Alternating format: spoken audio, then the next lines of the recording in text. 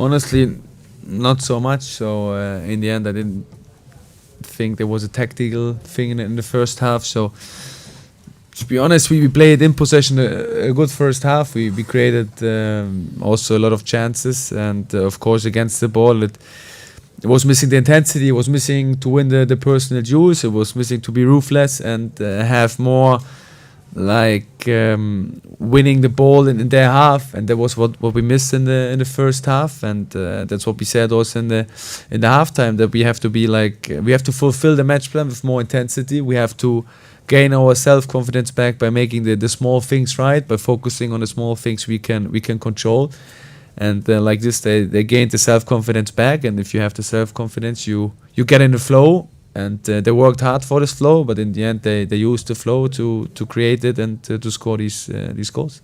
Ange Postecoglou thought his team got complacent. Did you feel maybe they underestimated you? I don't.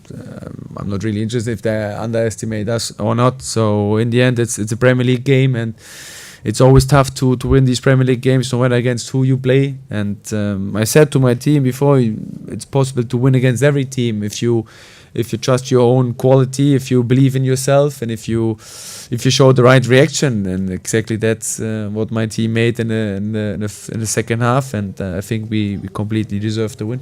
You go into the international break now, 6th in the league. How do you assess this opening period of the season, and indeed your tenure, and does it change your overall goals for this season?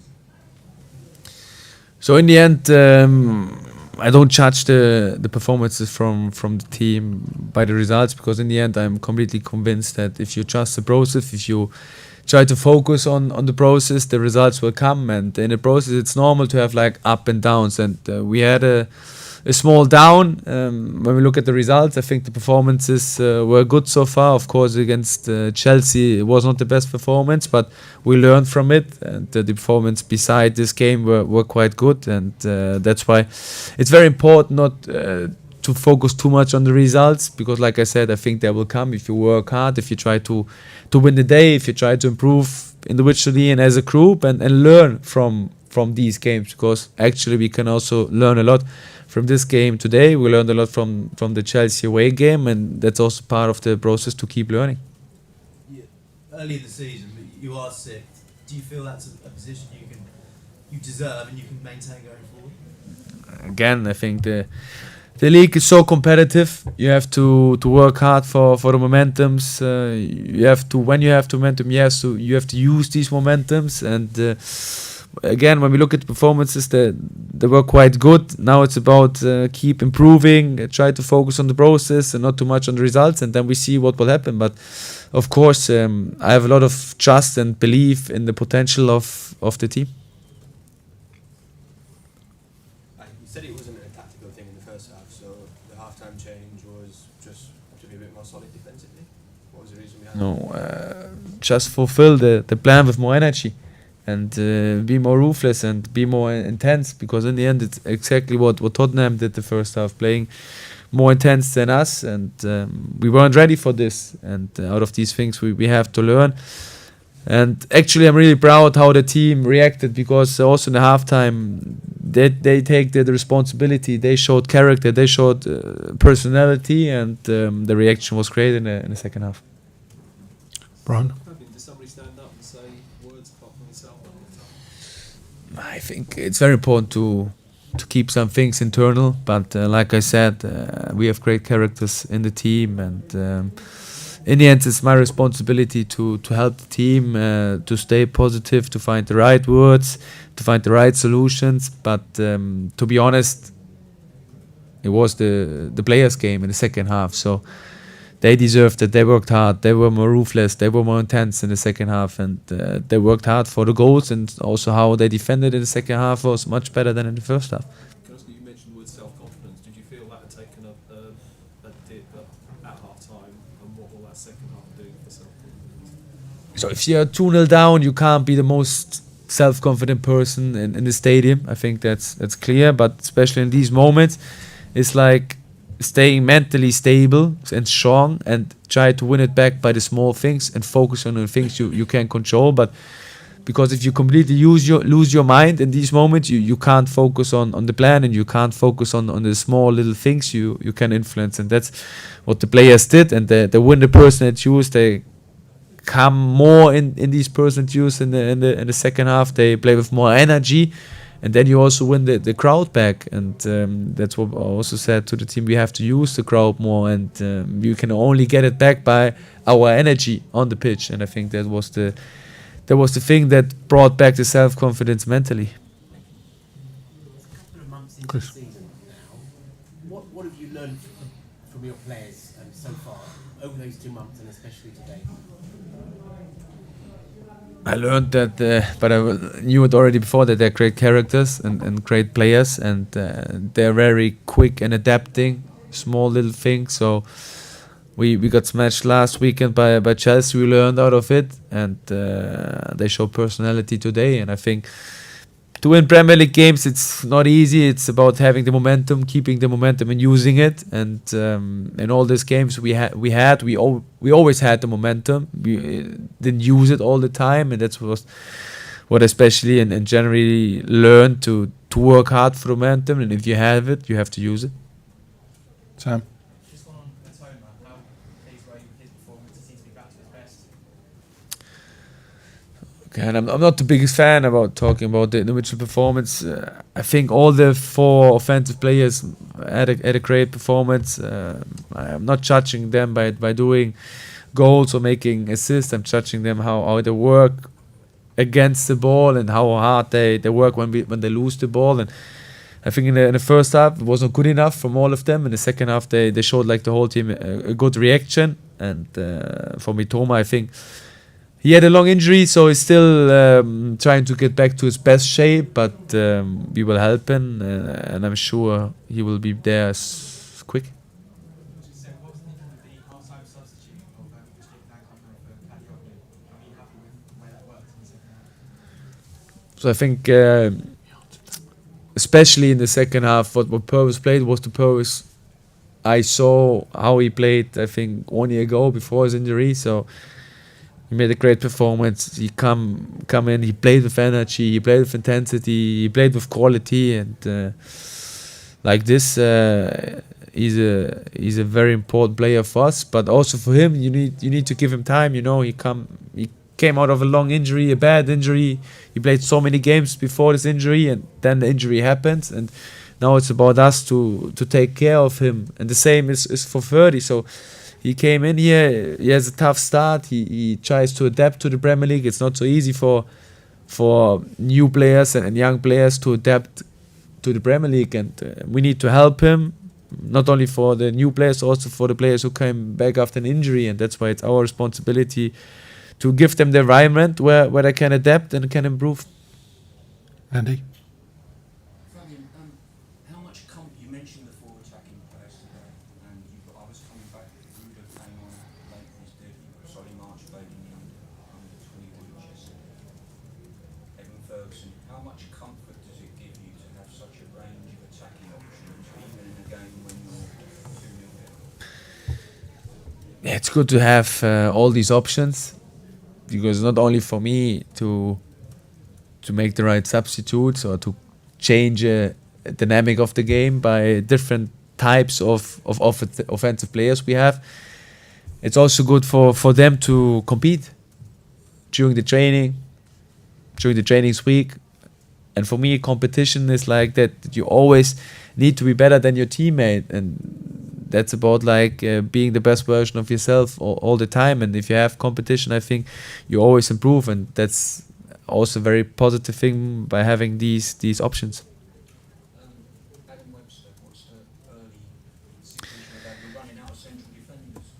Yeah, so I trust my medical department. They will do a good job. They did a good job so far. So we don't know it yet. We have to make a scan, and then we have a clear situation about him. But again, I completely trust my medical department, and they will do a great job to bring the defenders back as quick as possible. All done. Thanks.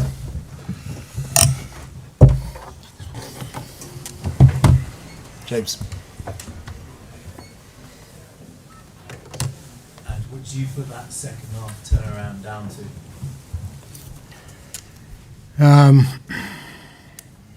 Look, we didn't do what you need to do at this level. It's kind of non-negotiable. We just weren't competitive. You know, we didn't win our duels. We lacked intensity. We kind of, you know, didn't deliver the things you need to at this level as the basics of the game, and we paid a price for it. Where do you think that comes from? Was there an element of complacency? Not really sure, but wherever it comes from, it doesn't really matter. It's irrelevant. It's unacceptable. At the end of the day, you've got to, like I said, you kind of understand that, you know, you're not going to win every game, but there are manners in which you lose games, and you know, that's the first time since I've been here anyway that we've lost the game in that manner, and like I said, unacceptable. What can you do about it going forward? There's a lot I can do about it. That's why I'm in the role. If I couldn't do anything about it, I'd get somebody else to sit here. Jack. And given how much the team's improved defensively this season before today, does it hurt even more to see concede the goals you get? All of it's disappointing. Like I said, I you know, there are certain elements of this team that have been pretty consistent throughout my tenure, and that is one. You know, we even in our sort of not so good days, we've always kind of fought and been competitive. I think that's been a sort of non-negotiable, and you know, it's, like I said, today's the first day I actually felt like we didn't deliver in those areas. So whether that's defensively, whether that's with the ball, but like I said, you know, it's sports as much about competition as it is anything else. And if you don't compete and you allow the opponent to, you know, overrun you in that manner, then you know you're not going to get anything out of it. Did you have any sense at half time this was about to happen? Well, like I said, I haven't seen it before, and I certainly didn't feel like that's the way the game was going to go. You understand that at 2-0, obviously they're going to come out and be, you know, fairly aggressive in their approach. But that's not the first time we've faced that, and we've usually dealt with it pretty well. But it just, yeah, obviously today we failed to do the things we needed to do. George. And was there a temptation to make subs before the second or third goals? It felt like Brighton kind of building ahead of steam. Yeah, I could have, but all these things, you know, are totally irrelevant to me. You know, substitutions and all those kind of things. If you're not competitive, it doesn't matter what you do, you're not going to get rewards. You don't deserve to win. So we didn't deserve on our second half performance, irrespective of subs or anything else, to get something out of the game. And I think if you do get something out of the game, then you're falsely rewarded, and I don't want to get falsely rewarded. I know you're not going to want to make excuses, but it felt like you missed Son and Richarlison took two battles. Nah. Got nothing to do with it. Absolutely zero to do with it. If we were missing them, then we wouldn't have played like we did in the first half, or we have the last few games. So it's got nothing to do with it. Like I said, there's a certain level of competitiveness you need to bring in every contest, irrespective of the level, and we didn't do that in the second 45, and rightly so. We got punished for it. Matt. I was going to ask, the chance that Brennan had at the end of the first half, did you feel if that had gone in, that had been that? Look, potentially, mate. I mean, I think we probably should have put the game to bed in the first half. We certainly had the dominance and the chances, but if that just masked what I saw in the second half, then it doesn't sort of. I mean, I think that certain things will always reveal themselves over the course of time, and I've got to deal with what happened in the second half. That's much more important to me than, you know, the fact that in the first half we were that dominant, and we probably, you know, we should have had the game done and dusted by then. Have you learned something new about your team then? I don't know if I learned something new, but I certainly experienced something new, which, you know, with all these things, straight after a game you're emotional about it, but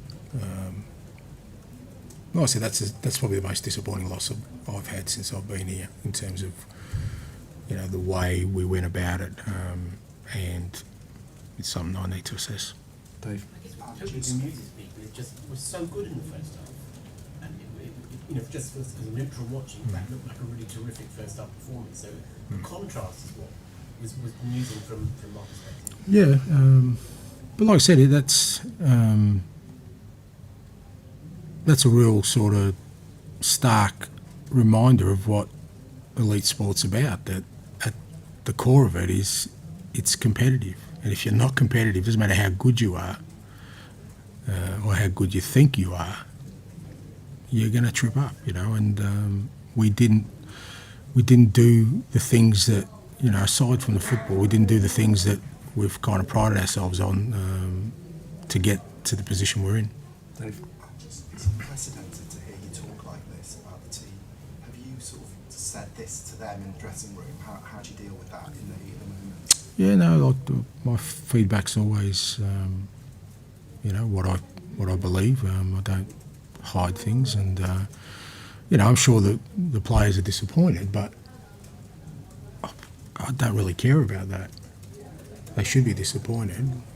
The supporters will be disappointed. I'm disappointed, but I want them to understand disappointment is not about losing a game of football, because that happens.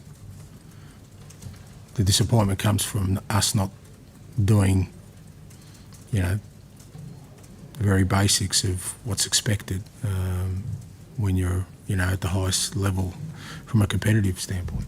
Final one at the back, please. And you said it's kind of about not being as good as you think you are. Does that kind of suggest after a couple of positive results and playing so well in that first half that it was maybe overconfidence from the players? Yeah, it's not a couple of positive results, it was 5 wins.